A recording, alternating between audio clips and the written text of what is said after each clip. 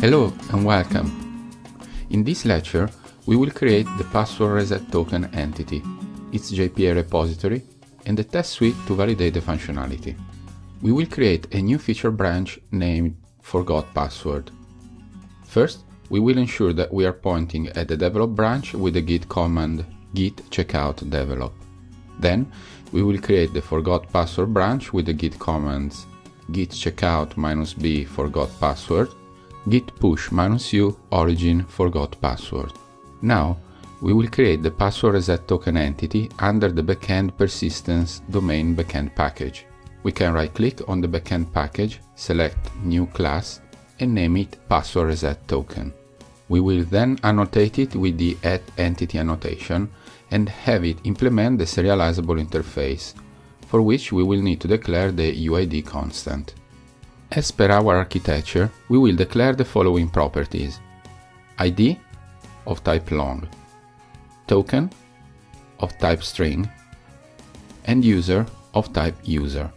This property will be the foreign key to the user table, and in the relationship annotations, we will declare user ID as the column name.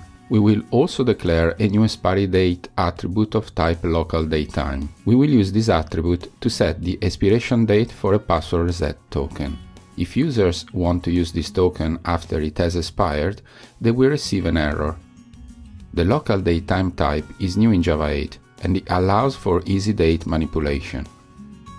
We will use the @column annotation to set its name as expiry_date. We have, however, a problem. By default, local datetime is not recognized by Hibernate. Therefore, we need to create a converter that can translate Java types to database types and vice versa. Luckily, with JPA this is easy to do through a converter. We can create a new class named local datetime attribute converter under the backend persistence converters package. We will now need to implement the interface methods. I'm going to copy the implementation from some code I've prepared for this lecture. Please pause the video and take your time to write exactly what you see on the screen. I won't comment too much on the implementation as it's self-explanatory. For this class to be recognized as a converter, we need to annotate it with the @converter annotation. Now we can add back to the expiry date attribute in the password reset token entity and annotate it with the @convert annotation, for which we will define the converter attribute set to the class we have just created.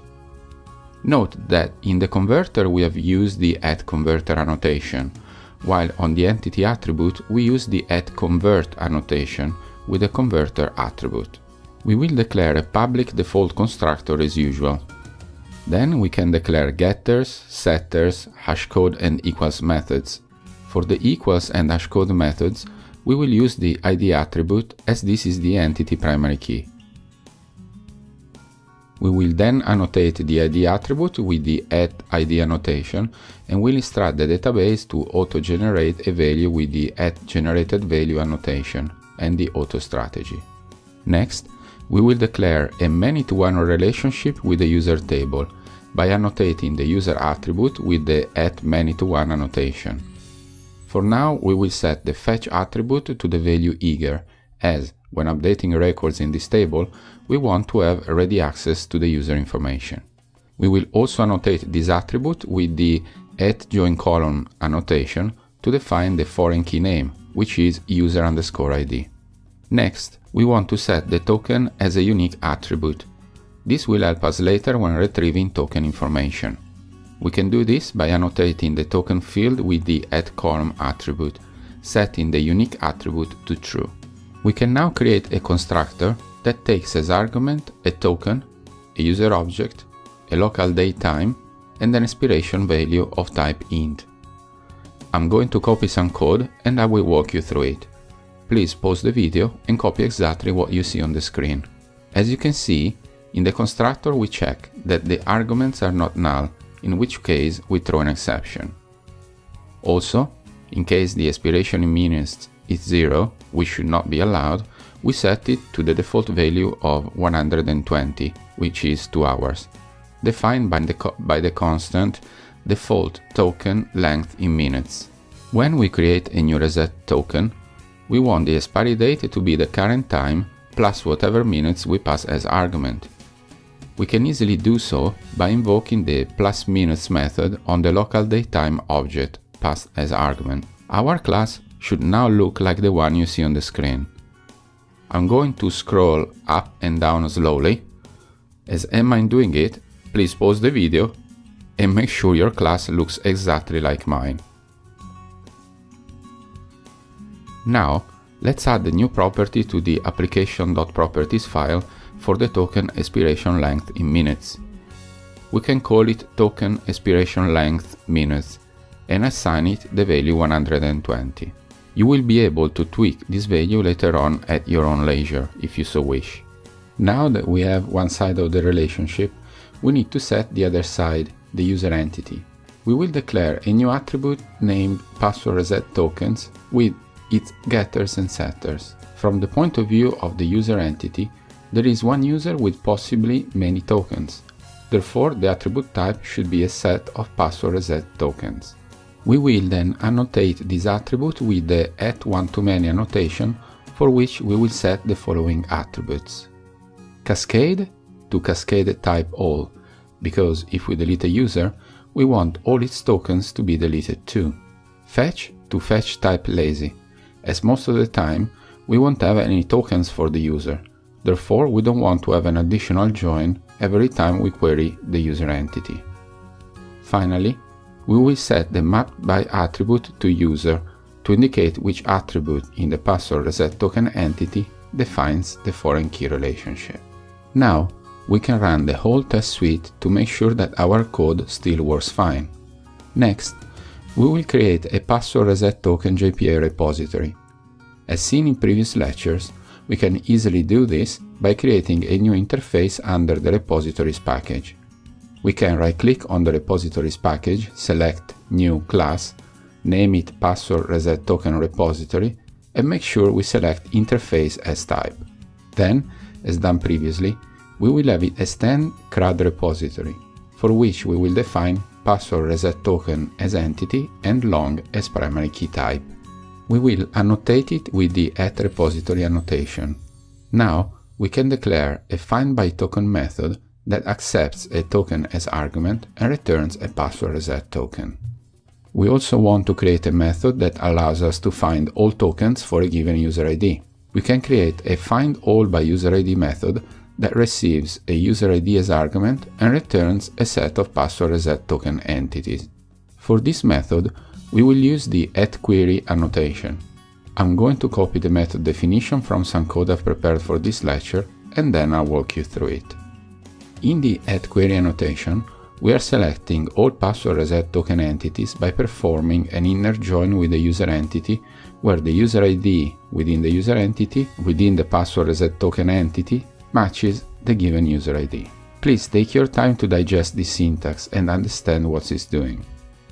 You can find out more about JPA and how to use the @query annotation online by searching for Spring Data JPA @query annotation and Spring Data JPA @query with inner joins.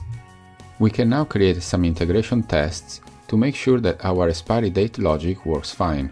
First, we are going to rename the repositories integration test class as user integration test, as here we will have only user-related integration tests.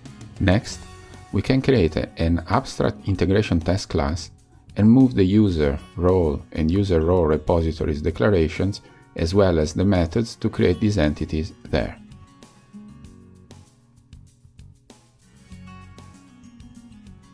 We will make the user integration test extend the new abstract class. Then, in the user integration test class, we modify the visibility to protected for the methods we want to pull up to the abstract class. This is because it's likely that we will have to recreate a user times and again for our tests. Therefore, it makes sense to place this code in the superclass and reuse it.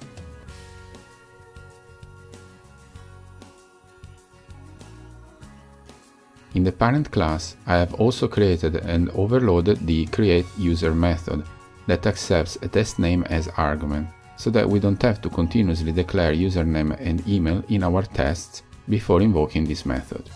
If we run the user integration test class now, everything should still be green.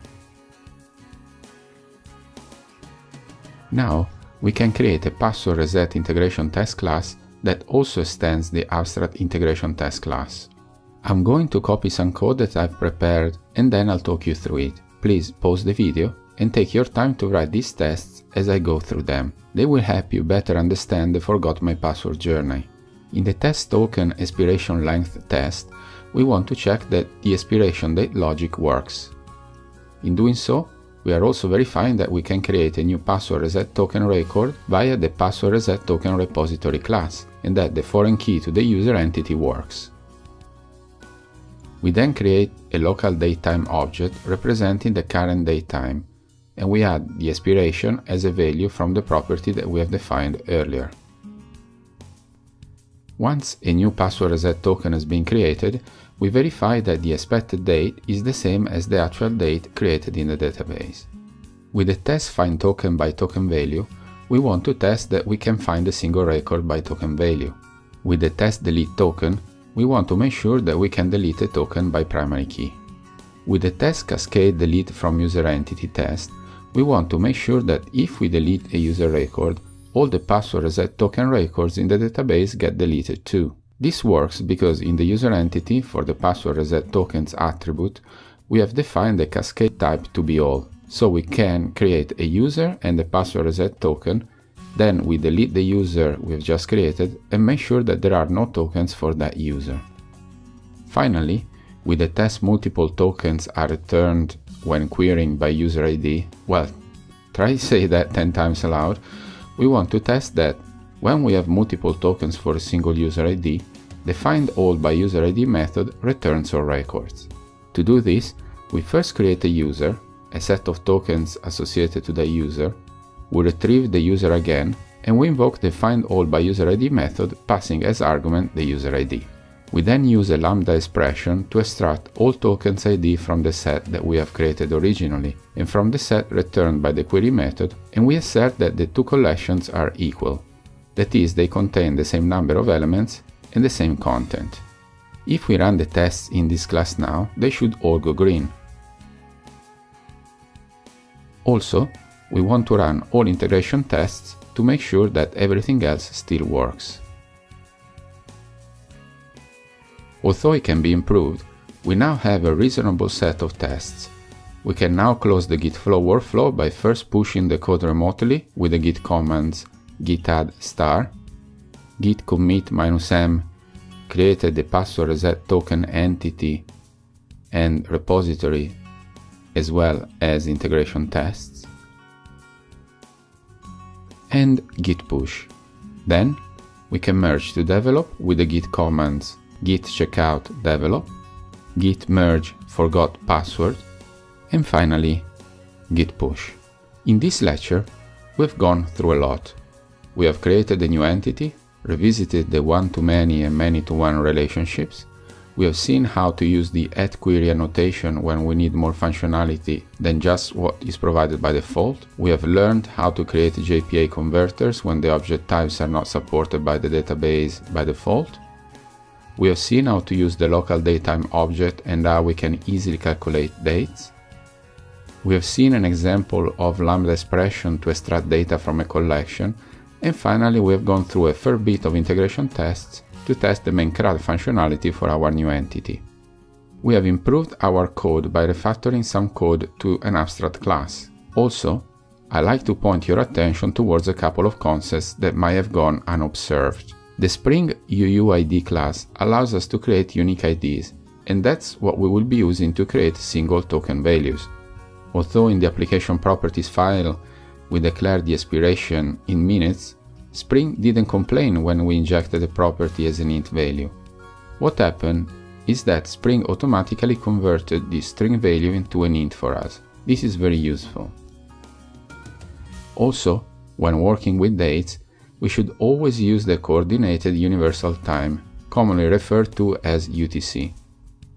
This is a date time value that doesn't change depending on the geographical location, and it doesn't follow the summer times. This guarantees consistency across applications, regardless of whether they are running. In the next lecture, we will make changes to the service layer so as to expose all methods required by the front end when we will be making changes to the UI layer. Thank you for your time, and I see you in the next lecture.